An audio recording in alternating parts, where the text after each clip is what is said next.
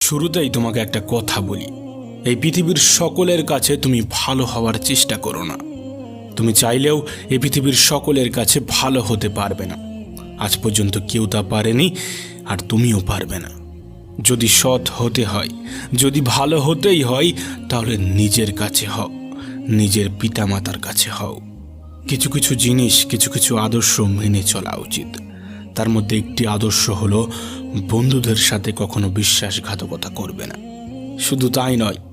শুধু তাই নয়, বিশ্বাসঘাতকের সাথেও কখনো বন্ধুত্ব করবে না।